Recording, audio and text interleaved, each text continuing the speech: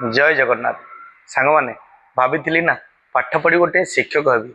शिक्षक कौन हेबी सुंदर आसी ट्रक हेल्पर बनी बोली भाई मैंने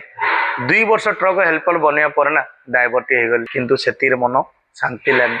भाविली होटेल टी करी बहुत लोक सेवा करी होटेल कली 15-16 वर्ष केमिति बीतीगला ना मु खुद जानी पारिनी किंतु 15-16 वर्ष रे जो अभिज्ञता मत मिली ना भाई मैंने नहीं पलि गले कौन हम भगवान आशीर्वाद अच्छी आपण मान आशीर्वाद अच्छी से लगी मो मनरे गोटे मानि नहीं जे जहाँ मुझे शिखी 15-16 वर्ष ना सब गुड़ा जिनस आपण को शिखेदेवी। बहुत लोकंर बहुत छोट छोट होटेल बहुत छोट छोट ढाबा मान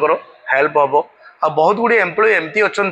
गोटे जगार फसिकी अच्छा से डेभलप हो पारना से भाई मैंने मुझे डिसाइड कर 100% आपण मानक से सेवा मुझे जोगेबी। किसी लोक गाली भी करेंगे किसी लोक ताली भी मारे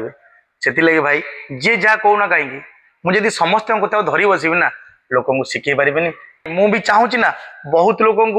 आग को नापी बोली से लगी ना मो भितर ना गोटे निआ लगी जाइए तो जी जहाँ कहू कौन सी असुविधा नहीं मोर शिखई मैंने 100% शिखई बाकी रहा आपण मान भल पाइबा देखा जाऊ आगू कौन आसुची जहाँ समस्या आसिले मु निश्चय ताकू संघर्ष करी पार कर चलि